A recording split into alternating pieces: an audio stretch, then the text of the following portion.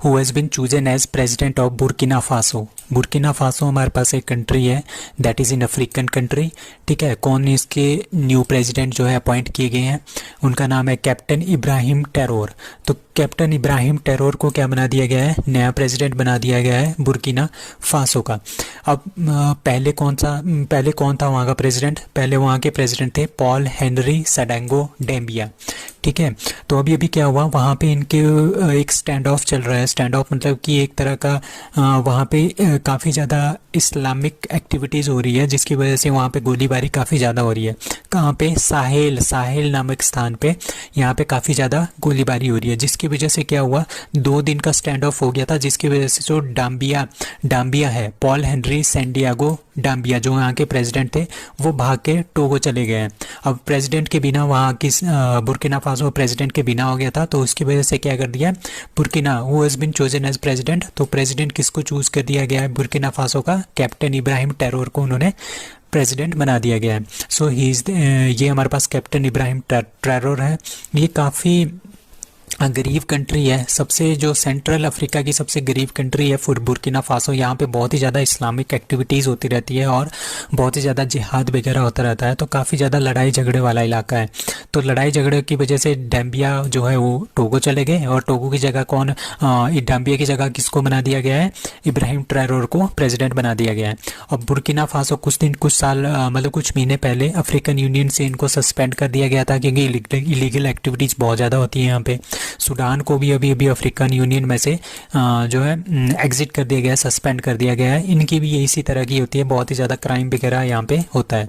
अब African union में कब फाउंड किया गया था, 2002 में बना था। कहाँ पे, डरबन साउथ अफ्रीका में। इसके हेडक्वार्टर कहाँ पे, एडिस अबाबा में, जो कि इथोपिया में है। ठीक है, ये ग्रुप है 55 कंट्रीज़ का। Who launches SupTech initiative Daksh. ठीक है, इसका आंसर है C, that is RBI. So RBI ने क्या किया है, सुपरटेक इनिशिएटिव जिसका नाम दक्ष है वो लॉन्च किया है। तो आजकल रिजर्व बैंक ऑफ इंडिया के गवर्नर कौन है, शक्तिकांत दास। उन्होंने क्या लॉन्च किया है, Supertech initiative Daksha.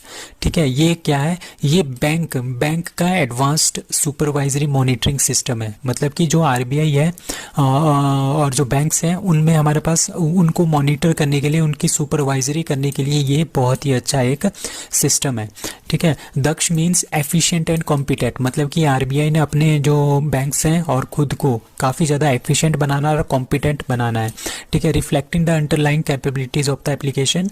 Daksha is a web portal. ठीक है, ये web based end to end work flow application है, थ्रू विच आरबीआई क्या करेगा, मॉनिटर करेगा requirement in more focused manner. ठीक है, जो आरबीआई किसी एक पर्टिकुलर इकोनॉमी में फोकस करता है ना, तो इस दक्ष की वजह से क्या कर सकता है, वो बहुत ही अच्छे से फोकस कर सकता है कि कहाँ पे हमने किस तरह के चेंजेस लाने हैं बैंकिंग में किस तरह से हमने सुधार लाने हैं। तो इसके लिए उन्होंने सुपर टेक इनिशिएटिव दक्ष को इम्प्लीमेंट किया है।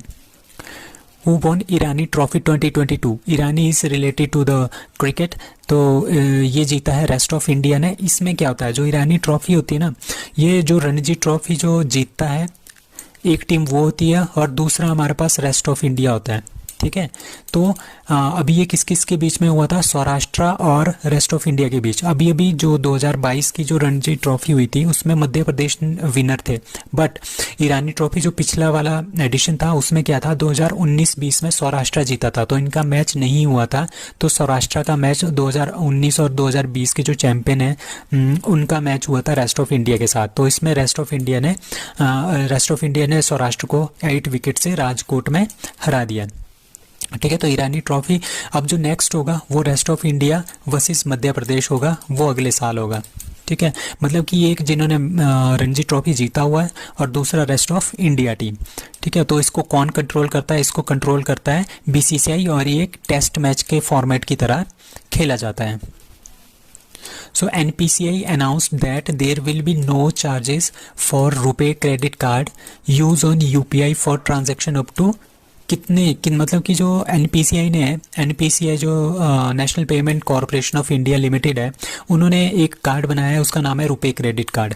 ठीक है, अब जब हम रुपे क्रेडिट कार्ड को यूपीआई के थ्रू उसको कनेक्ट करेंगे, उसमें जब हम पेमेंट करेंगे तो उसमें क्या होता था, जब हम पेमेंट करते थे तो उसमें हर एक पेमेंट में कुछ ना कुछ जो चार्जेस है वो कटता था, उसको बोलते हैं मर्चेंट डिस्काउंट रेट, कुछ ना कुछ चार्जेस कटता था। अब एनपीसीआई ने बोला है कि रुपे क्रेडिट कार्ड से जितने भी यूपीआई है उसमें कोई भी ट्रांजैक्शन, मतलब कि अगर आप 2000 तक की ट्रांजैक्शन करते हो तो उसमें कोई भी आपके पास फीस नहीं लगेगी। ठीक है, तो इसकी लिमिट इन्होंने रख दी है 2000 से ऊपर ही फीस लगेगी, 2000 से नीचे फीस नहीं लगेगी। वो won Nobel prize 2022 in literature, तो लिटरेचर में किसको मिला है, दैट इज एनी एरनॉक्स जो फ्रांस की है, इनको लिटरेचर में नोबेल प्राइज 2022 मिला है। कहाँ पे मिलते हैं ये स्वीडिश एकेडमी स्टॉकहोम स्वीडन में मिलते हैं। और इनको ये फ्रांस की है, फ्रेंच ऑथर है एनी एरनॉक्स। क्यों मिला है, इन्होंने जो लिखा था, for the courage and clinical acuity with which she uncovers the roots judgments and collective restraint of personal memory. So personal memory के थ्रू उन्होंने क्या किया है, एक साहित्य लिखा था, एक लिटरेचर लिखा था, उसके लिए इनको क्या मिला है, नोबेल प्राइज 2022 लिटरेचर में मिला है फ्रांस की यानी एरनॉक्स को। सो नोबेल प्राइज 2022 मेडिसिन में मिला है सवांते पाबो को। इन्होंने क्या किया, ह्यूमन एवोल्यूशन के ऊपर उन्होंने लिखा था, रिसर्च की थी, इसके लिए उनको क्या मिला है, मेडिसिन में नोबेल प्राइज। अब नोबेल प्राइज फॉर फिजिक्स ये मिला है हमारा experiment with entangled photons establishing the violation of Bell inequalities and pioneering quantum information science में इनको मिला है। इनमें 3 है, Alain Aspects, John F Clauser and Anton Zeilinger. और नोबेल प्राइज 2022 केमिस्ट्री में किसको मिला है, ये मिला है हमारे पास कैरोलिन मोर्टन एंड के बेरी को। National dolphin day is celebrated by India for very first time on that is 5th of October। So 5th of October 2009 को क्या हुआ था, हमने रिवर डॉल्फिन जो गैंगटिक डॉल्फिन है उसको हमने नेशनल एक्वेटिक एनिमल जो है घोषित किया गया था। ठीक है, उसी को देखते हुए यूनियन मिनिस्ट्री जो हमारे पास यूनियन इन्वायरमेंटल मिनिस्ट्री है, उन्होंने 5 अक्टूबर को क्या घोषित कर दिया है, नेशनल डॉल्फिन डे घोषित किया है। So first state of India to launch Gati Shakti portal that is Gujarat. तो गुजरात ने क्या कर दिया है, ये हमारे पास पहली स्टेट है इंडिया की जिसने गति शक्ति पोर्टल को जो है वो लॉन्च किया है। क्यों किया है, टू डेवलप द इंफ्रास्ट्रक्चर। ठीक है, फर्स्ट गति शक्ति का जो कार्गो टर्मिनल है that is Asansol west Bengal में लॉन्च किया गया है। So first state of India to start the Gati Shakti portal that is Gujarat. NASA और स्पेसएक्स का एक मिशन है, उसको बोलते हैं क्रू 5 मिशन। ठीक है, कहाँ के लिए है, इंटरनेशनल स्पेस स्टेशन के लिए है। और उसमें कितने एस्ट्रोनॉट्स हैं, 3, 4, 5 और 6। So answer is C that is answer is B that is 4। इसमें हमारे पास 4 एस्ट्रोनॉट्स हैं स्पेसएक्स की क्रू 5 मिशन में। इसमें एक रशियन है, उसका नाम है अन्ना किकीना।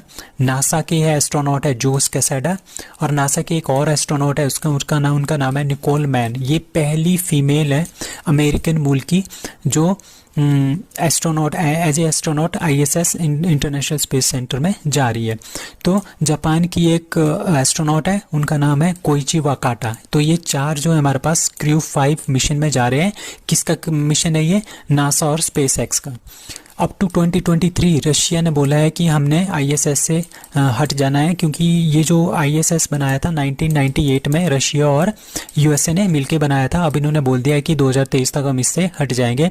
अब 2031 तक जो इंटरनेशनल स्पेस स्टेशन है उसको हम डिस्मेंटल कर देंगे। USA ने बोला है अप टू 2031 तक इसको डिस्मेंटल कर दिया जाएगा। So that's all for today, thank you.